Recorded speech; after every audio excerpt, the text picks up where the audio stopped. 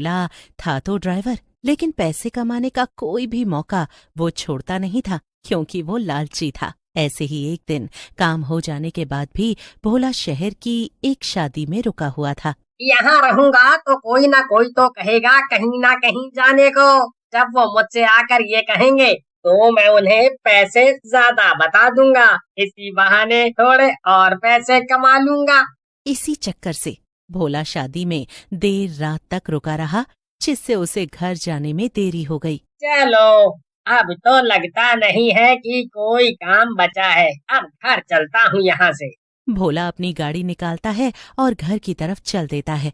वो अपनी गाड़ी से घर की तरफ जा ही रहा होता है कि तभी लगता है आज माँ बहुत सुनाएगी। इतनी देरी जो कर दी घर आने में, पर ये तो समझेगी नहीं कितने पैसे कमा के लाया हूँ। खैर, खाना भी बहुत स्वादिष्ट था।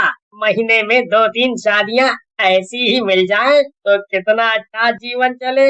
भोला जंगल के बीच में होता है, तभी उसे टॉयलेट लग जाती है। एक तो जब भी लेट हो जाता हूँ ये टॉयलेट जरूर आ जाती है। अब इसके चक्कर में इस घने जंगल में रुकना पड़ेगा। भोला जंगल में उतरकर अंदर की तरफ टॉयलेट करने जाता है। तभी उसकी नजर वहाँ पड़े एसी पर पड़ती है। भोला उसके नजदीक जाता है।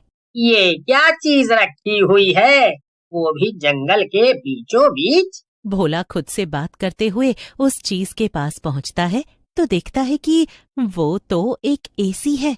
अरे, ये जंगल के बीचों बीच एसी कौन छोड़ के चला गया? शायद मेरे लिए ही छोड़ा होगा इसको। अपने साथ ही ले चलता हूँ। ठीक हुआ तो भी अच्छा, खराब हुआ तो बेचकर पैसे कमा लूंगा। भोला उस एसी को अपनी कार की छत पर उठाकर रख लेता है और चारों तरफ से उसको बांध देता है। ये हुई ना बात। अब माँ गुस्सा नहीं करेगी। उसके लिए ऐसी मस्त चीज जो लेकर जा रहा हूँ, गर्मी में उसको भी राहत मिलेगी। भोला अपनी गाड़ी को चलाते चलाते आराम से गाना सुनते हुए घर जा रहा होता है कि तभी उसकी गाड़ी का वजन थोड़ा भारी हो जाता है, लेकिन भोला इस बात पर ध्यान नहीं देता। मुसाफिर हूँ यारो, न घर है न ठिकाना, मुझे चलते जाना है। बस चलते जाना, बस चलते जाना, बस चलते जाना, बस चलते जाना। ताना नाना, गाँव में यही गाना। तभी उसकी गाड़ी का वजन और बढ़ने लगता है। भोला गाड़ी से उतरकर देखता है तो वो एसी वैसे का वैसा ही होता है। तो न जाने क्यों भोला को वजन महसूस हो रहा था। ये क्या हो रहा है? मेरी गाड़ी के ऊपर कोई कूद गया है क्या? अचानक इसका वजन कैसे बढ़ने लग गया? ऐसा बोलते हुए भोला दोबारा गाड़ी में बैठ जाता है, लेकिन थोड़ी दूर जाते ही गाड़ी के वजन से गाड़ी का टायर पंचर हो जाता है। अब आधी रात को इसको भी पंचर होना था। एक तो एसी यहाँ छोड़कर नहीं जा सकता, दूसरा अपनी गाड़ी भी मैं यहाँ नहीं छोड़ सकता। एक काम करता हूँ, यहीं पेड़ के नीचे थोड़ी देर आराम कर लेता हूँ। एसी भी साथ रहेगा तो कोई इसको चुरा नहीं पाएगा। भोला एसी को खोलकर अपने साथ एक पेड़ के नीचे ले जाता है। अब यहीं थोड़ी देर आराम कर लेता हूँ। सुबह होगी तो किसी से मदद मांगकर गाड़ी ठीक करवा लूंगा और फिर घर जाऊंगा। भोला एसी को साइड में रखकर जैसे ही सोता है, अचानक ही उसको पेड़ पर कोई टंगा हुआ नजर आता है। भोला जैसे ही नजर उठाता है, उसको पेड़ पर एक लाश टंगी हुई नजर आती है। वो उठकर जैसे ही भागने की कोशिश करता है, वो लाश जिंदा हो जाती है और एसी पर बैठ जाती है। और फिर अपने साथ एसी को लेकर भोला को रोकने के लिए वो एसी ऑन कर देता है, जिसकी ठंडक से भोला वहीं जम जाता है। फिर वो एसी वहीं पड़ा होता है कि तभी एक प्रिंसिपल उस रास्ते से जाते हुए उस एसी को उठाकर ले जाता है और अपने हॉस्टल में लगवा देता है। लेकिन गर्मियों की चिलचिलाती दोपहर हॉस्टल में सिर्फ 4 छात्र बचे थे, राकेश, विक्रम, मनीष और शुभम। बाकी सब घर जा चुके थे।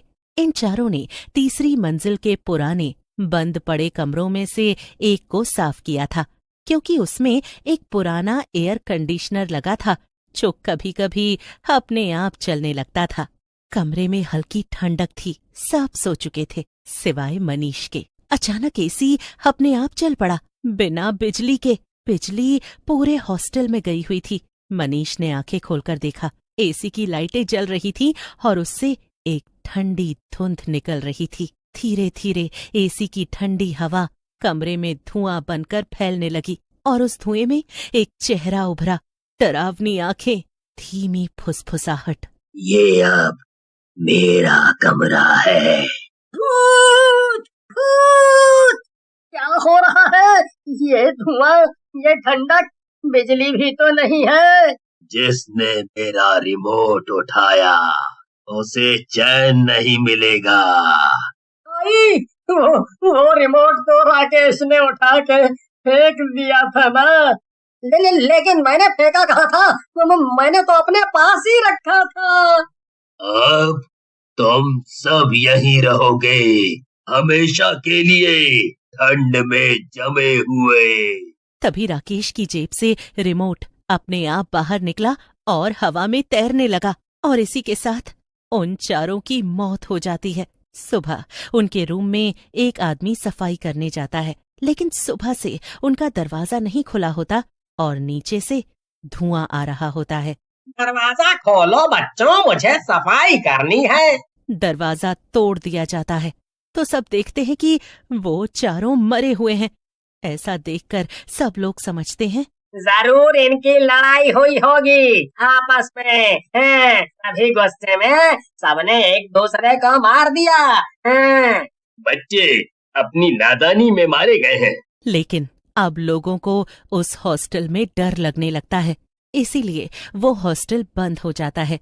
मगर प्रिंसिपल को उस एसी से अलग ही लगाव होता है। वो उस एसी को अपने गांव ले जाते हैं और अपने घर के एक कमरे में लगवा देते हैं। लेकिन वहां भी जब वो एसी लोगों को परेशान करने लगता है तो प्रिंसिपल कहते हैं, एक काम करते हैं, इस कमरे को ही बंद कर देते हैं। अब सब लोग इससे दूर रहना। कोई भी इधर नहीं आएगा।